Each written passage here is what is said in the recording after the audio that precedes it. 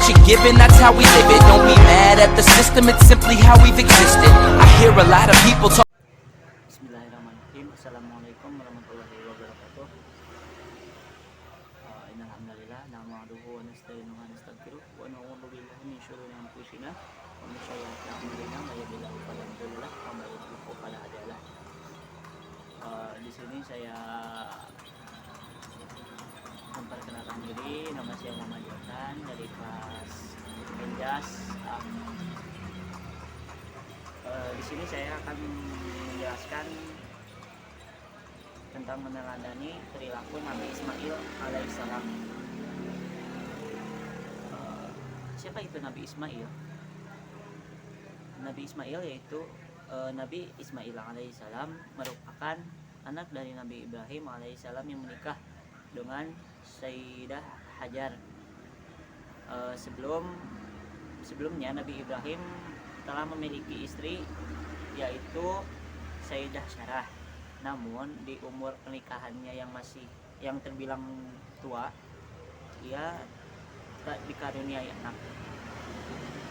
Nabi Ismail kecil dan lahir, tumbuh menjadi anak yang berbakti pada orang tuanya, membantu kedua orang tuanya dan menaati perintah-perintahnya. Nabi Ismail juga diketahui bahwa sering membantu ibunya mengembala ternak yang jumlahnya tidak sedikit.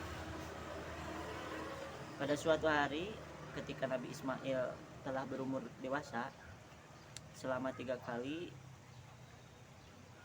Nabi Ibrahim selalu bermimpi diperintahkan untuk menyembelih anaknya yaitu Nabi Ismail.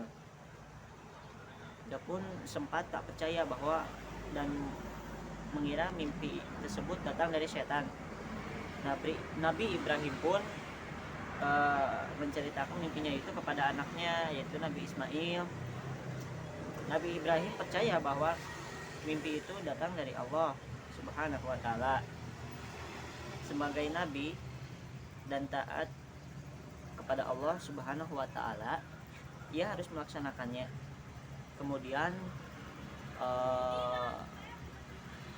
ia menceritakan mimpi itu pada Nabi Ismail. Setelah diceritakan, Nabi Ismail itu berkata bahwa hal tersebut itu merupakan suatu perintah dari Allah Subhanahu wa taala yang memang harus benar-benar dilaksanakan sebagai tanda orang beriman yang mengaku tabah dan sabar. Suatu hari tiba saat di mana Nabi Ibrahim itu ingin melaksanakan perintah tersebut. Nabi Ismail tetap tidak ada penolakan dan ingin menuruti apa yang akan dilakukan ayahnya atas perintah Allah Subhanahu wa taala. Saat Nabi Ismail akan disembelih, kemudian digantikan oleh seekor domba yang besar oleh malaikat Jibril. Nah, di sini kisah ini menjadi asal mula pelaksanaan ibadah kurban pada hari raya Idul Adha yang jatuh setiap pada tanggal 10 Zulhijjah dan dirayakan oleh setiap muslim di seluruh dunia.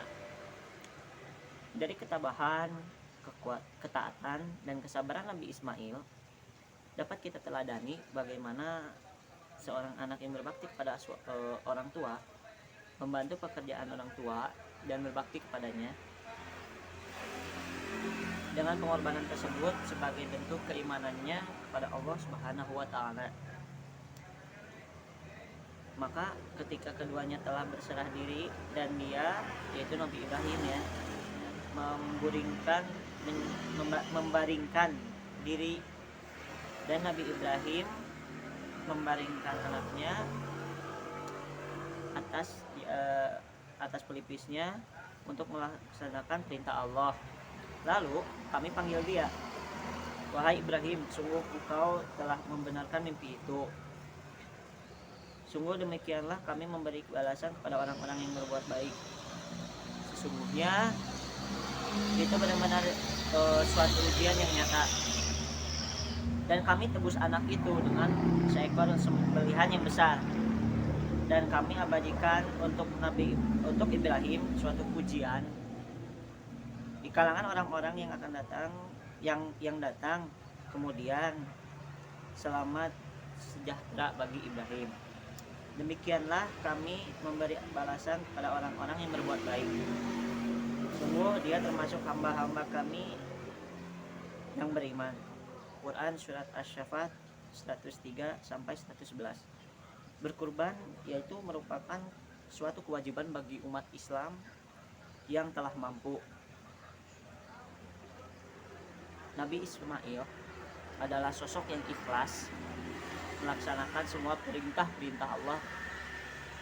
Dirinya berharap dalam momentum Idul Adha ini umat muslim dapat meneladani dan mengambil hikmah dari keluarga Nabi Ibrahim alaihissalam dan Nabi Ismail alaihissalam, sebagaimana mereka membentuk keluarga yang kuat, keluarga yang sakinah, mawadah dan warohmah.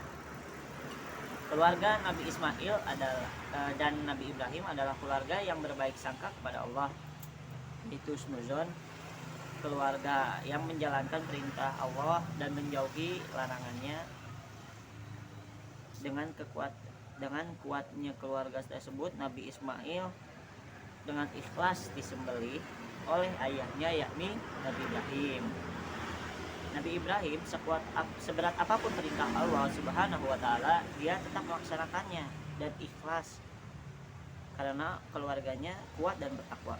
Mereka pergi menyusuri padang pasir yang sangat gersang hingga tiba di sebuah lembah yang tandus, lembah Bakkah yang kini merupakan kota Mekah. Ibrahim lalu meninggalkan Siti Hajar dan Ismail dengan makanan dan minuman seadanya. Saat meninggalkan Hajar dan Ismail, Ibrahim pun ketakutan dan kekhawatiran. Sepanjang perjalanan itu kembali ke Palestina, dia terus berdoa kepada Allah Subhanahu wa taala, "Ya Tuhan kami, sesungguhnya aku telah menempatkan sebagian keturunanku di lembah yang tidak mempunyai tanaman di dekat rumah Engkau, yaitu Baitullah yang dihormati. Ya Tuhan kami, yang demikian itu agar mereka mendirikan sholat, maka jadikanlah hati sebagian manusia cenderung kepada mereka dan berilah rezeki mereka dari buah-buahan. Mudah-mudahan mereka bisa bersyukur." Doa dari Nabi Ibrahim sesuai dengan firman Allah dalam surat Ibrahim ayat 37 ya. Siti Hajar dan Ismail pun tinggal berdua di padang pasir tersebut. Setelah berhari-hari, Siti Hajar kehabisan makanan dan air susunya mengering.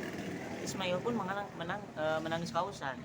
Siti Hajar yang panik berlari ke sana kemari di antara bukit Sofa dan Marwa mencari air untuk putranya. Peristiwa ini sekarang dikenal sebagai sa'i, yang salah satu rukun ibadah haji, yakni berlari-lari kecil sebanyak 7 kali antara Sofa dan Marwa. Sekian dari saya, mohon maaf apabila ada kekurangan. Billahi fisabilil haq, fastabiqul khairat. Wassalamualaikum warahmatullahi wabarakatuh.